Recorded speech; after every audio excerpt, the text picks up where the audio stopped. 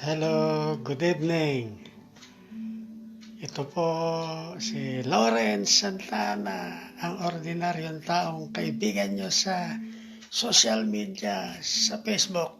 Ah, si ikaw, si Lawrence Santana. Meron po ako uling nag-request po na issue na gusto niyang talakayin ko. Kaya pinag-isipan ko, matutulog na sana ako pero naisip ko tapusin ko na yung issue ngayon. Bagamat hindi ako well-versed sa issue nito, gagawin ko lahat ang aking makakaya para ipaliwanag ang usaping ito na lahat ng tao ay pwedeng maging bahagi nito o maging biktima nito. Lalo na yung mga ordinaryong taong naghihirap at nagugutom. Yan. Pero bago ang lahat, paalaala na naman. Reminder. Hindi ako nagsasawa magpa-remind sa mga politiko at mga leader natin, sa mga lingkod bayan. Public office is a public trust. Dapat ang lingkod bayan, hindi balat sibuyas. May kasabihan, kung ayaw mo mapaso o mainitan, huwag kang pumasok sa politika, huwag kang pumasok sa serbisyo publiko. Yan po yan. Kasi, lingkod bayan kayo, huwag kayo magagalit pag napupuna yung mga salitang lumalabas sa matabil nyong dila. Okay pa? Huwag kayo magagalit kung napupuna ang mga kilos at galaw nyo. Yan po. Reminder po yan. Di ako magsasawa na magpapaalala sa mga politiko natin at leader. Ngayon po, ano po ba yung request ng isa natin na kaibigan na ating pong ka-reaction sa social media, sa Facebook? Sabi niya, kasi sabi ko nag-post ako na yung sino man gusto o banggit na ano bang issue dapat talakayin natin sa mga live ko sa Facebook. Nag-request siya, sabi niya, pwede bang pag-usapan yung justice system o yung sistema ng katarungan? Ayan. Saka sabi niya, bakit daw hindi jury na tulad sa Amerika? Dito kasi isang judge, didingkin niya yung panig ng tiga-osig, panig ng tiga-pagtanggol. Pero sa Amerika, jury. Nabubuo ng 14 yata na ordinaryong mga tao yung kung saan lugar kinuha, tapos ikukulong sa isang lugar hanggang hindi natatapos yung paglilitis, hindi sila pwedeng lumabas. Parang ganun yung ibig niya sabihin. Bakit daw hindi pwede ganun dito sa Pilipinas? Yan. Yan po sasagutin po natin yan na sa ating naabot lang at sa ating nababasa, naririnig. Yan. Pero bago po lahat yan, ano ba ang ugat ng kakulangan ng sistema ng katarungan sa atin? Kung titingnan natin, kung papasyalan natin lahat ang mga piitan sa buong Pilipinas, makikita mo, siksikan, masikip, mainit, mabaho. At kung gabi, kung matulog sila, may mga nakaupo, may mga nakasabit. Yan ang justice system sa atin. Yan ang katotohanan, yan ang real talk. May kasabihan nga ako, sinasabi ko nga kung isa kang turista at darating ka sa Pilipinas at gusto mo makita o mapatunayan kung maganda ang sistema ng gobyerno, wag mo nang libutin ang buong Pilipinas, puntahan mo lang yung mga bilangguan. At pinuntahan mo yung bilangguan, masasabi mo na ang gobyerno ng Pilipinas ay hindi maayos yung mga leader.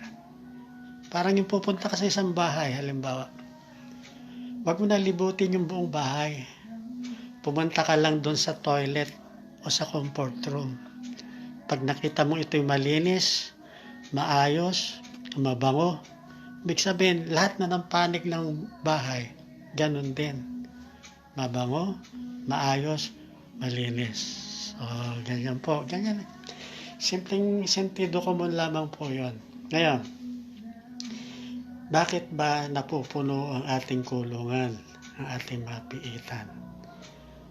Ano pa alam nyo dahilan? Dahil sa bagal ng sistema ng katarungan natin. Isipin mo. Halimbawa, may isang kaso. RTC pa lang po Ito, personal knowledge ko to. Personal knowledge. Yung anak niyang kambal, noon akusan siya, nagsimula siyang ihabla sa korte. 4 na taon pa lang yung anak niyang kambal. Regional Trial Court pa lang po yan. Regional Trial Court. Alam mo nun natapos yung kaso niya. Acquitted siya. 19 years old na yung mga anak niyang kambal. Meaning 15 years na nilitis. Regional Trial Court pa lang yon. Paano kung halimbawa na-convict siya ron sa Regional Trial Court? 14 years yon. Pupunta siya sa Court of Appeals. Malamang 10 taon uli doon sa Court of Appeals. 24 years. Pag natalo uli siya sa Court of Appeals, pupunta uli siya sa Supreme Court. Malamang another 10 years. 34 years in the making. Yan po ang problema ng Pilipinas. Yan po ang problema natin. Sistema ng katarungan natin sa Pilipinas. Mas mabagal pa sa usad ng suso. Ito pa po patunay, isa pa. Nabasa naman natin, nadyaryo na ito lahat. Social media, sa TV, radyo. Yung kaso ni Ginang Mel Chanco sa ABS-CBN tungkol sa labor sa paggawa. Alam nyo ilang taon bago nagpalabas ng panghuling hatol yung Supreme Court? 27 years, 27 taon. Ganun po katagal. Hindi ko po maintindihan. Pangalawa pang napakatagal na issue ng kaso, yung Coco Levipan, mahigit 32 years bago nagpalabas ng panghuling hatol o final judgment ng Supreme Court. Isipin mo yan. Halos patay na lahat yung mga litigants no sa Coco Levy. Si Ginoong Juan Ponce Enrile na lang yata ang buhay no sa mga litigants nung Coco Levipan. Yan po ang problema natin sa Pilipinas. Ang justice system natin, yan ang nagbibigay ng injustice sa mga litigants. Ngayon, kumpara natin sa Amerika. Kung napanood nyo, nabalitaan nyo yung kaso ni Amber Heard sa ni Johnny Depp, yung mag-asawa, naghablahan sila sa korte. Alam nyo gaano katagal lang inabot? 6 na buwan, 6 weeks, natapos yung kaso, 6 weeks. Isipin mo yun, 6 na linggo lang. Pangalawa, yung kay R.R. Kelly, yung kumanta ng I Believe I Can Fly, yung kumanta nun, mahigit 5 linggo lang nanilitis. 5 linggo mahigit. Na-convict siya, hinatulan siya ng 30 years imprisonment dahil sa salang pagmomolestya yata o panggagahasa. Isipin mo, 5 weeks mahigit. Yung kay Kevin Spacey, ganun din, 5 weeks na mahigit, tapos ang kaso. Kaya maganda sa Amerika yung jury. Kasi pag pinatawag yung jury na kung saan kinuha yun, siyempre BBI lahat yun, pag natipon na sila ron sa isang lugar, Hindi sila pwedeng umuwi. Ang hindi natatapos yung pagdinig, yung hearing. Halos araw-araw yun, araw-araw, pagdinig. Hindi sila pwedeng lumabas, hindi sila pwedeng umuwi. Kaya mabilis ang paglilitis sa Amerika. Hindi pwede yung postpone. Hindi pwede yung postpone. Oh. Magsasalita yung taga-usig, magsasalita yung taga-pagtanggol. Nakikinig yung jury. Hindi sila uuwi hanggang hindi natatapos, hanggang hindi nagdedesisyon. O hindi sila gumagawa ng desisyon. Kasi silang gagawa ng desisyon, babasahin lang ng judge yung desisyon. Parang arbitral lang yung judge. Oh, yun ang kagandahan ng jury sa Amerika. Oh, diba? Pero bago ko ituloy yung jury na yan, yun sa Pilipinas muna yung sistema natin. Oh, ganun katagal. Nagtataka ako. Kahit sa municipal trial court, MCTC, ganun na korte, yung lower court, ombudsman, sandigan, court of Court of Appeals, Supreme Court. Ano ba trabaho ng mga hukom o maestrado? Magbasa at sumulat lang naman. Wala silang ibang ginagawa.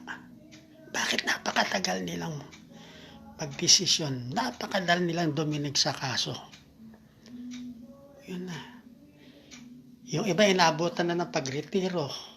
Yung iba inabutan na ng pagkamatay. Hindi pa rin tapos yung kaso. Hindi ko maintindihan ng Supreme Court. Hindi sila makaisip ng paraan na mapabilis na hindi naman na agrabyado yung katarungan kung dapat kanino ibigay yung katarungan.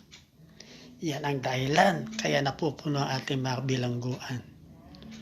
Meron yung nakabilanggo. Halimbawa ang pwede niya lang sanang hatol 6 na taon. Nandun na siya sa piitan, halos 10 taon na. O, diba? Parang walang sensibility yung Supreme Court, yung maestrado. Believe ako. Only in the Philippines. Oh, only in the Philippines. Napakatagal. Sipin mo yung sinasabi ko nga, nag-umpisa yun sa RTC, 4 years old yung kambal. Nung hinatulan siya, acquitted, 19 years old na yung kambal. 15 years RTC pa lang. Sipin mo yan. Hindi ko alam anong ginagawa ng mga maestrado sa Supreme Court. Bakit hinayaan nila to? Pinapayagan nila yung postpone. Oh. Ay, hindi ako unbelievable. Kaya sabi ko nga, only in the Philippines, na ang justice system, siya mismo ang injustice sa mga litigants, sa panig ng nagre-reklamo o complainant o nag-aakusa at sa panig ng akusado. Pareho silang biktima ng sistemang ito ng gobyerno o sistema ng katarungan sa Pilipinas. Dapat ang mungkahi ko sa Supreme Court. Bawat kaso sa loob ng 1 taon dapat tapos. Kasi kadali lang dinigin, kadali lang malaman kung may kasalanan ba o wala yung harap ng korte. Napakadali. Dapat 1 taon, tapos na. Wala yung postpone. Hindi ko maintindihan anong ginagawa nila. Supreme Court, sinasabi ko. So, kung may makapanood dito na maestrado ng Supreme Court. Sabi ko po, sa una kong pasabi, public office is public trust. Kung ayaw nyo nainitan o napapasok, huwag kayong pumasok sa serbisyo publiko. Dahil kami, 113 million na taxpayer, kami po nagpapasweldo sa inyo. Kaya po yung napupunan namin na hindi tama sa ginagawa nyo, pupunahin namin kayo. Tulad ng sinasabi ko ngayon, na super bagal. Mas mabagal pa sa usad na suso. ang justice system natin. Sipin mo titingnan mo yun sa TV, sa Facebook, yung mga bilangguan. Nakaupo yung mga inmates, yung mga PDL. Sabi, pinaganda lang yung tawag sa kanila na person deprived of liberty. Ginandahan lang yung tawag sa kanila. Pero ang totoo, bilanggo. Isipin mo yun. Kaya napupuno yung bilanggo dahil sa kabagalan ng justice system natin. Napakabagal. Mag-isip naman kayo, Mr. Supreme Court, kung paano mapapabilis ang mga kaso. Wala. Only in the Philippines. Ito, subway ko lang to. Tungkol sa kompensasyon. Halimbawa, kompensasyon to Halimbawa, yung isang akusado na convict, 20 years na siya sa bilangguan. Pagkatapos nung napunta sa Supreme Court, ni-reverse o binaliktad ng Supreme Court yung desisyon ng Court of Appeals, Court of Appeals ka natin na lang. 20 years siyang nakulong. Paano dapat ang komputasyon ng kompensasyon ng tao? Nasira ang buhay niya, nasira ang pamilya niya, napabayaan yung mga anak, o malamang yung asawa niya, baka inasawa na ng iba. Tapos after 20 years, wala pala siyang kasalanan. Anong gagawin ng Supreme Court? Paano niya mabibigyan na makatarungan at parehas na kompensasyon yung tao na yun? Ang mungkahe ko ganito. Kung 20 years siyang nakulong, yung araw na paglabas niya, kung ano yung umiiral na minimum wage, halimbawa sa Metro Manila, sabi natin 535 a day. Ang komputasyon ganito. 535 times 360 days. San taon 535 times 360 days times 20 years. Dapat yun ang kompensasyon na makukuha ng tao na nakulong. Nasira ang buhay dahil sa maling pagbibigay ng hatol sa kanya. Dapat po isa batas yan. Dapat isa batas. Ang computation, ulitin ko, ang computation ng kompensasyon, yung ibinilanggo na wala naman pa siyang kasalanan later on, ang computation yung araw na paglabas niya, kung ano yung existing o umiiral na minimum wage. Halimbawa, Metro Manila ay 530 o 535, 535 times 360 days. Kaya sabi mo lang, 300 days times 300 days times 20 years. Dapat yun ang computation ng kompensasyon na pupunta doon sa isang taong biktima ng mapanlupig na sistema ng katarungan. Sipin mo, nasira yung buhay niya. Yung asawa niya, baka inasawa na ng iba. Yung mga anak niya, napabayaan, kanda sira-sira, baka hindi na nag-aaral kasi siya yung head of the family, siya yung naghahanap buhay. Baka yung mga bahay nila, ari-arian nila, wala na. Paano kung ordinaryong tao pa yon? Nung hindi pa siya nakukulong, nagre-rent lang ng bahay, isang kahig, isang tuka. Di mas lalo na naghirap yung pamilya niya nung nakulong na siya. Wala ba nakakaisip na kuwan niya? Senador o congressman o Supreme Court justices na imungkahi sa Kongreso na gawin yung batas na yon? Walang nakakaisip. Kasi karamihan sa ating lingkod bayan nakapokus lang sila sa kwarta. Para sila yung may kabayo na may piring na ganyan. Hindi sila pwedeng gumanon. Doon lang sa harap. Doon sa kaban ng bayan. Doon lang sila nakatingin. Real talk po yan. Yan po ang totoo. Kaya ang solusyon ko po dyan, sinasabi ko solusyon. Dapat 1 taon, kung halimbawa January 1 o January 2, i-file yung kaso. Doon sa korte kasi yun ang sumilang pagbibilang, yung pagpapile sa korte. Hindi doon sa prosecution. Doon sa korte. Pag na-file sa korte, magbibilang ka na hanggang sa 31 ng December. Dapat tapos yung kaso. Yun ang number 1 na solusyon. Pangalawa, tungkol sa kompensasyon. Yung sinasabi ko, ang computation ng kompensasyon, kung ano yung existing umiiral na minimum wage, nung siya ay sinabihan na hindi guilty, lalabas na doon, magsisimula ang computation. 335 pesos times 60 day in 1 year times 20 years. Ganun po ang computation ng kompensasyon. Reasonable po yun, makatwiran o makatarungan pong computation nyo. Kasi buhay, hindi lang buhay nung tao na wrongfully accused, buhay nung pamilya niya nasira. Kahit magkano perang ibigay mo dyan, hindi na mababalik yung panahon na hindi niya nakasama yung pamilya niya. Yan po, pangalawa po yan. Pangalawa. Pangatlo, ako grade 1 lang po natapos ko, grade 1 ko. Binabasa ko lang po rin sa nabasa ko kasi mahilig ako magbasa. Sabi nung nabasa kong libro, the accused presumed innocent unless the contrary is proved. Ibig sabihin, ang isang akusado, pinapalagay na inosente hanggang hindi ito napapatunayan. Ngayon, hindi pa convicted yung tao, ikukulong mo na.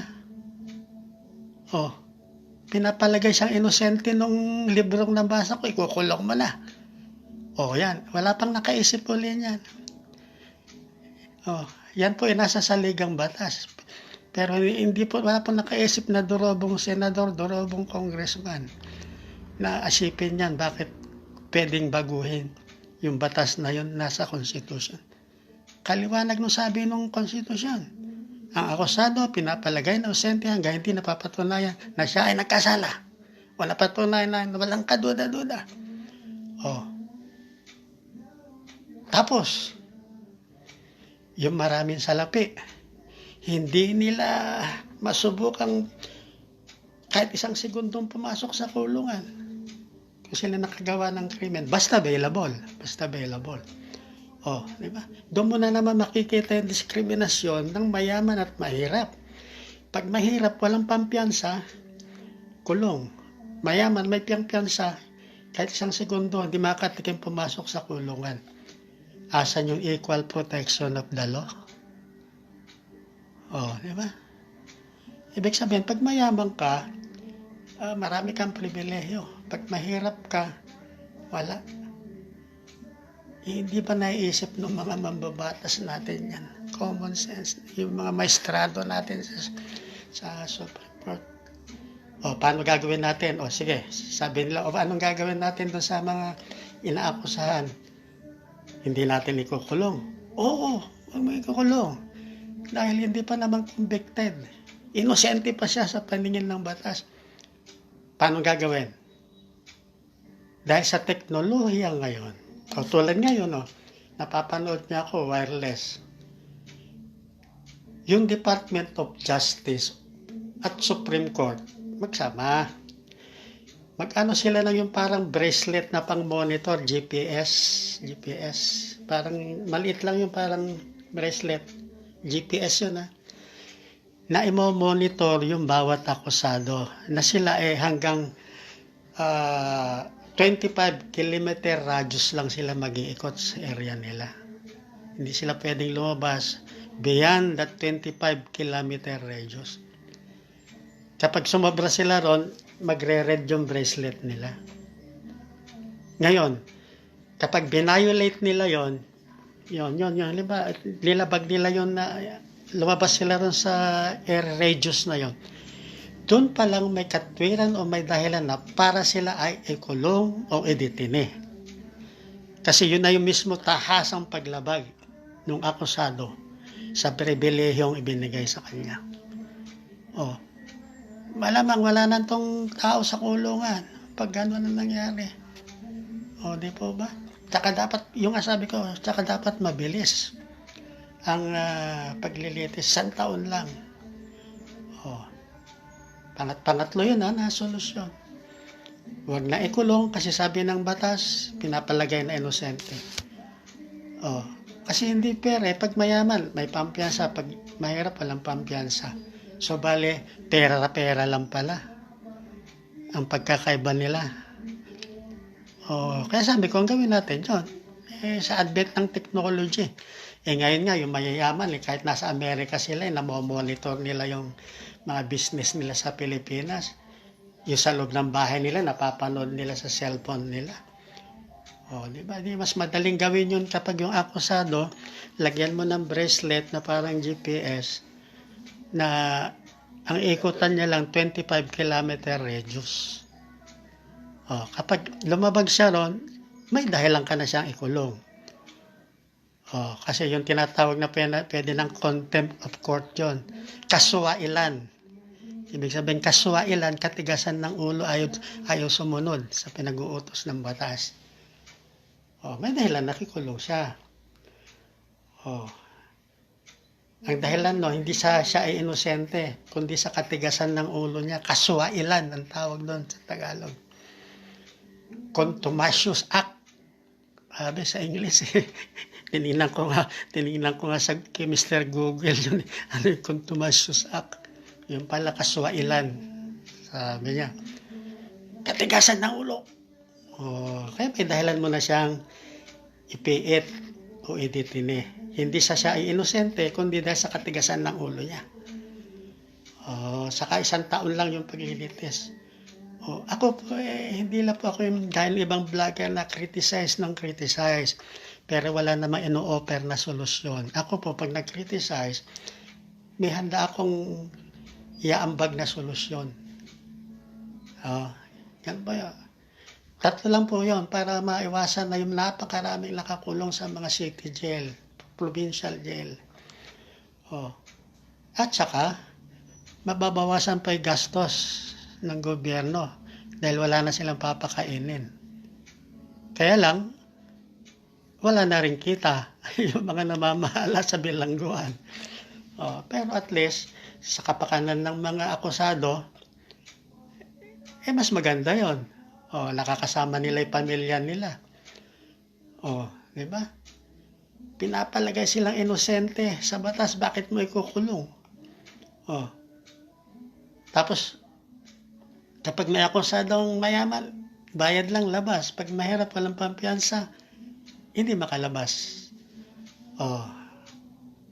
3 po yun, yung sinabi kong solusyon. Oh. Dapat marinig ito ng mga mambabatas natin at saka ng mga maestrado sa Supreme Court. Oh, alam naman ginagawa na sa Supreme Court, magbasa, magsulat lang. Oh, di ba?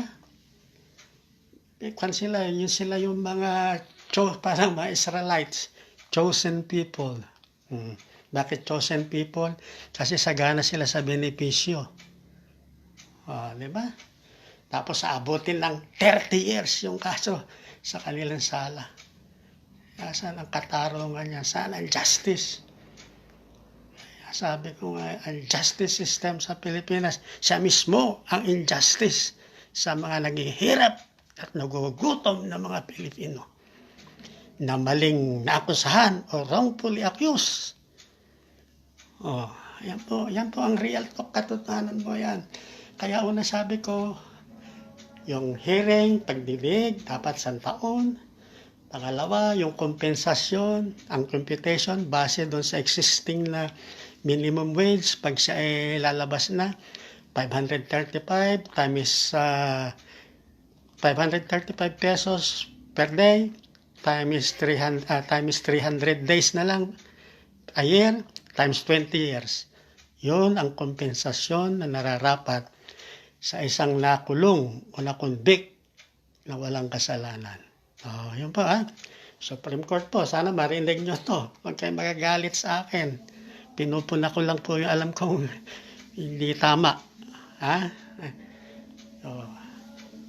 Pangalawa, ito na, yung tanong nung nag-message sa akin, yung nag-request na pagdinig na to. Bakit daw hindi jury sa Pilipinas na tulad sa Amerika.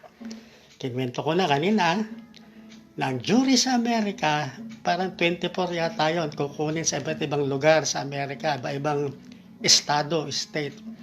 Pero iano mo na sila, BBI, check kung ano yung anong pamilya sila, ano yung political lining nila, kung ano-ano. Oh, parang i-debrief muna sila. And then pagsasama-sama sila sa isang lugar. Yan. Na hindi sila pwedeng umuwi hanggang hindi natatapos yung pagdinig. Kaya nga mabilis doon 5 linggo lang, 6 na linggo, tapos yung kaso. Tulad nung kay Johnny Depp, Amber Heard, kay R. Kelly, yung kumanta na I Believe I Can Fly, kay Kevin Spacey, 6 na linggo, pinakamatagal.